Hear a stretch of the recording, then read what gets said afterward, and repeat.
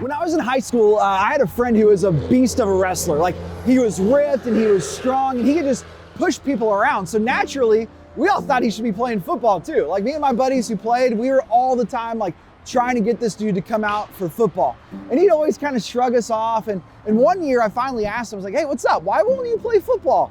And he looks at me and he gets all serious and he's like, because if I played football, I would have to bank on 10 other dudes to do their job every single play.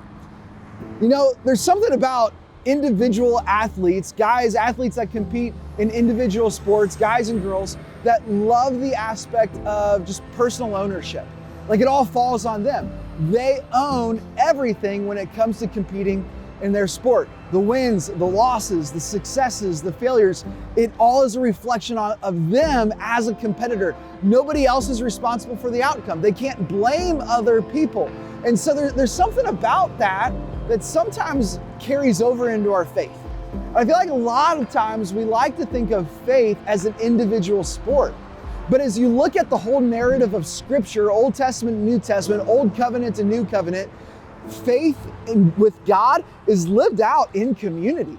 Like, you even go back to the Old Testament, you think about the Israelites. They're God's promised people, God's chosen people living in covenant with God as a community. In the New Testament, Jesus sends out the disciples in community, going 2 by 2 to bring the good news to these different towns and these regions. And then even after Jesus' death and resurrection in the book of Acts, like, they are sent out in communities, and churches start in community. Like, community is an important aspect of what faith is. And it's not an individual thing, it's a team thing. It's a being in it together.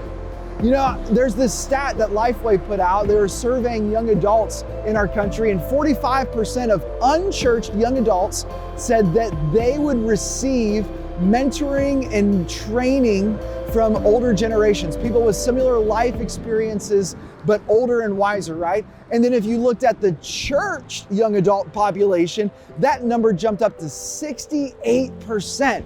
And so what that tells me is there's so many people in our world that are craving relationships with people who are more seasoned, who have more experience, who have more wisdom to share. You look at the book of 1 Samuel chapter 3, and there's these two guys who are really prominent in the Old Testament story. There's Eli and there's Samuel. Eli is this old guy who's got a lot of experience in serving the Lord. He's a priest. And then you've got Samuel, who's this young dude that's been brought in, and he's a guy who's just there serving alongside of Eli, being like poured into by Eli. Well, one night, Eli's going to bed because he's an old man and he goes to bed early, right? Samuel's like trying to go to sleep, but he's not there yet. And he hears this voice call out his name, Samuel, Samuel. And Samuel wakes up and he runs into Eli's room thinking that Eli's the one who called him, when in fact it wasn't. And Eli's like, it wasn't me, go back to bed. You're dreaming things, you're making things up. So Samuel goes back to bed and he hears the same voice call out his name again. He bolts in, probably thinking that Eli's dead or getting hurt or falling over and can't get up. And Eli's like, no, it wasn't me. Go back to sleep. And then it happens a third time. And Samuel wakes up again and he runs into Eli's room. And Eli's like, stop it, go back to bed, just go to sleep. And all of a sudden it realizes, wait a second, it's not me, somebody's calling out your name. Samuel, next time you hear that voice call out your name, just present yourself to the Lord. Be like, okay, God, here I am. I'm listening. Here's your servant. I'm listening. What do you have to say to me? And so Samuel goes back to bed and the same thing happens. And instead, this time Samuel wakes up and he responds by saying, here I am, Lord, speak. And he puts himself in this posture of listening to the Lord. And what we learn about Samuel and Eli's relationship is really important for mentoring and leadership and leaving a legacy of faith. And here's the three things that we can see. First is Eli is available. He's opened up his world. He's opened up his life to allow Samuel to step into it. He's been willing and available to invest into the life of Samuel in a way that not a lot of human beings would be willing to. The second thing we learn is Eli had a certain level of humility about him. You know, he got this thing wrong 3 times. Like 3 times, he didn't get it right. There was room for failure. There was grace in that. He didn't have to be perfect. And also, he didn't have to have the right answers. Eli wasn't the one in that moment that gave Samuel a thesis or had to tell him what he thought or give him things that he was thinking, but instead, he pointed him to Jesus. He pointed him to the voice of God, which is the third thing. If we're gonna mentor people, if we're gonna leave a legacy, our first response has to be, listen to Jesus.